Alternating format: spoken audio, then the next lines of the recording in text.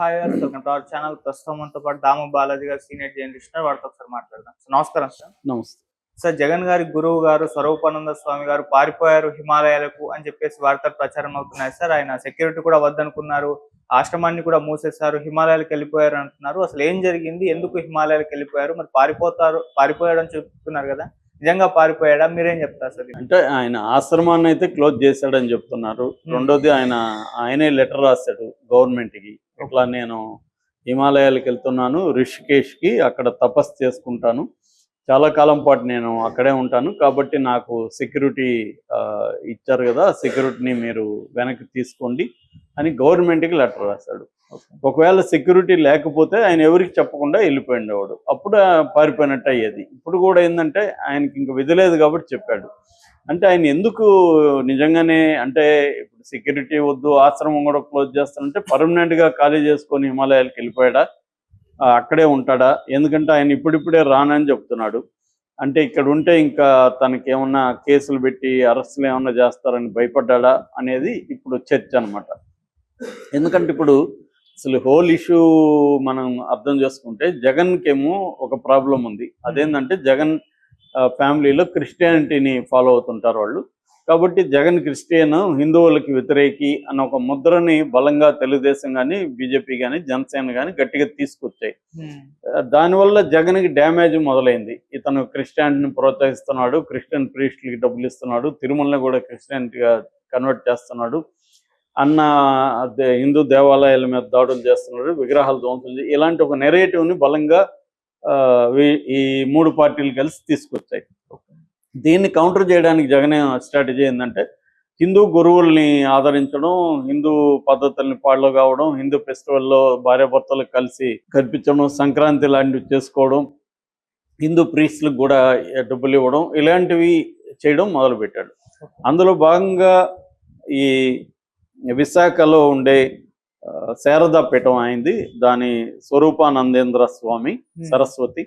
So ఆ స్వరూపానంద స్వామితో ఈయన స్నేహం చేయడం మొదలుపెట్టాడు. స్వరూపానంద స్వామి కూడా మామూలు కొంతమంది స్వాములకి ఏంటంటే, మామూలుగా స్వాములు అంటేనే సర్వసంగ పరిత్యాగులు, అన్నిటినీ అంటే ఈ లౌకిక జీవితాన్ని కంప్లీట్గా పరిత్యజించి ధార్మిక దీంట్లో ఉండి ధార్మిక కార్యక్రమాల కోసం చేసేవాళ్ళు.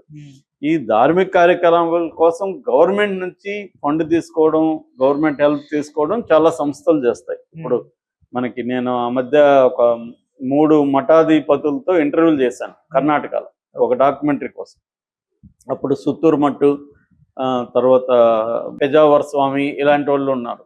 వాళ్ళతో కలిసాను నేను. అక్కడంతా చూస్తున్నప్పుడు అక్కడ ఇలాగా సీఎంలతో కుమ్మక్కయ్యేది, సీఎంలతో అంటగాగేది, ఇవన్నీ కనబడలేదు. వాళ్ళు ఏంటంటే అక్కడ ఎడ్యుకేషన్ ఒక 200-300 ఇన్స్టిట్యూట్స్కి వాళ్ళు ఎడ్యుకేషన్ ఇస్తున్నారు పెట్టి పూర్ పీపుల్కి. అట్లాగే కొంతమంది హెల్త్ వేరే పెద్ద హాస్పిటల్తో వీళ్ళు టైఅప్ అయ్యి హెల్త్ సెక్టర్లో పూర్కి ఇస్తున్నారు. అంటే ఎడ్యుకేషన్ అండ్ హెల్త్ ఈ 2 రంగాల్లో ప్రధానంగా ఇస్తున్నారు. అక్కడ ఆ మట్లో నేను పోయిన చోటంతా కూడా భోజనాలు కూడా చేశాను. చాలా హైజీనిక్గా, చాలా హైటెక్గా, శుభ్రంగా ఉంది. సో అట్లాంటి ఒక సామాజిక కార్యక్రమాలు అక్కడ చేస్తున్నారు. వాళ్ళకి ఫండ్స్ గవర్నమెంట్ ఇస్తుంది, అవన్నీ జరుగుతాయి. అయితే ఇలా లేరు. మనకేందంటే ఇక్కడికి వచ్చేసరికి ఈ స్వాములు, ఇతను కానీ ఇంకొంతమంది స్వాములు కానీ డైరెక్ట్గా గవర్నమెంట్లోకి ఇన్వాల్వ్ అయిపోవడం, గవర్నమెంట్లో ఒక లాబింగ్ చేయడం, ఇది పెరిగిపోయింది. ఇది మనకు కనబడుతుంది. సో ఈయన కూడా ఏం చేశాడు, జగన్ని ఆదరించడం, ఇటు కేసీఆర్ ఇక్కడ ఈ ఇద్దరు సీఎంలతో ఉండడం, వీళ్ళకి సంబంధించి యజ్ఞయాగాదులు చేయడం.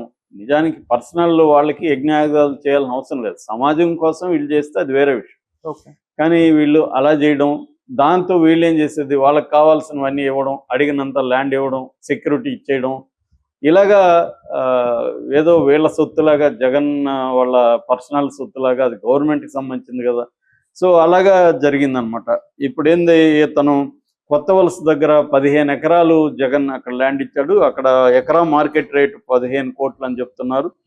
సో 225 కోట్ల విలువ చేసే ల్యాండ్ అప్పనంగా ఇతనికి ఇచ్చాడు. దాన్ని పబ్లిక్గా ఎక్కడైనా వాడితే జనాలకి చాలా ఉపయోగం ఉంటుంది, దాన్ని ఇతనికి అప్పగించాడు. అట్లాగే తిరుమలలో కూడా, తిరుమలలో మామూలుగా వెరీ డిఫికల్ట్, ప్రైవేట్ వాళ్ళు వెళ్ళి ఇచ్చేయడం, అట్లాంటి చోట కూడా ఈయనకి భూమి ఇచ్చేసాడు. అక్కడ వాళ్ళ నిర్మాణాలు కూడా స్టార్ట్ చేశారు. సో ఇలాగా ఒక దుర్వినియోగం జరిగినట్టుగా క్లియర్ గా తెలుస్తుంది. దాని తర్వాత ఆయనకి Z security why category, Z కాదు వై కేటగిరీ సెక్యూరిటీ కూడా జగన్ ఇచ్చాడు. దాంతో ఇతను ఎప్పుడైతే క్లియర్ గా జగన్ వైపు నిలబడ్డాడో ఆటోమేటిక్ గా తెలుగుదేశానికి, బీజేపీకి, జనసేనకి యాంటీ అయ్యాడు. ఇక్కడ స్వాములకు కూడా ఏదో ఒక రాజకీయ పార్టీతో అంటగాగడం అనేది కనబడింది. దాంతో వీళ్ళేం చేశారు, రాగానే అతని మీద చర్య తీసుకునేదానికి సిద్ధమైపోయింది. అందుకని ఆయన తెలివిగా ఏం చేశాడు, చంద్రబాబు గెలవగానే చంద్రబాబుని పొగుడుతూ మాట్లాడాడు. చంద్రబాబు పరిపాలనా అధ్యక్షుడు అవన్నీ మాట్లాడడం మొదలుపెట్టాడు. కానీ అదేమి పనిచేయలే. ఎందుకంటే గతంలో ఆయనకి ఎంత బ్యాడ్ నేమ్ ఉంది, వీళ్ళకి యాంటీగా ఆయన ప్రవర్తించే తీరు ఇదంతా వీళ్ళు సహించలేదు. దాంతో ఏంటంటే, ఒకటి ఈ 15 ఎకరాలు వెనక తీసుకున్నారు, 2 సెక్యూరిటీని వై నుంచి ఎక్స్కి తగ్గించేశారు. ఎక్స్ అంటే 1+1 ఉంటారు. మూడవది తిరుమలలో ఉన్న దీనికంతా కూడా దాన్ని మళ్ళీ లాక్కోవడానికి, ఆ బిల్డింగ్ని ఆపడానికి ఒక ఎక్స్పర్ట్ కమిటీ కూడా చంద్రబాబు ప్రభుత్వం వేసింది. అది ఎందుకంటే వీళ్ళు లీగల్గా వెళ్ళాలి, రేపొద్దున అతను ఏమైనా కోర్టుకు వెళ్తే ఎలాగా అనే దగ్గర జాగ్రత్తగా వెళ్తుంది చంద్రబాబు ప్రభుత్వం తిరుమలలో కూడా. అలాగా అన్ని వైపుల నుంచి ఈయనకి ఇబ్బంది మొదలైంది. రెండోది, అక్కడ ఆశ్రమంలో అనేక అక్రమాలు జరిగాయని దాని మీద కూడా ఎంక్వైరీ చేయాలన్న డిమాండ్స్ కూడా వస్తున్నాయి.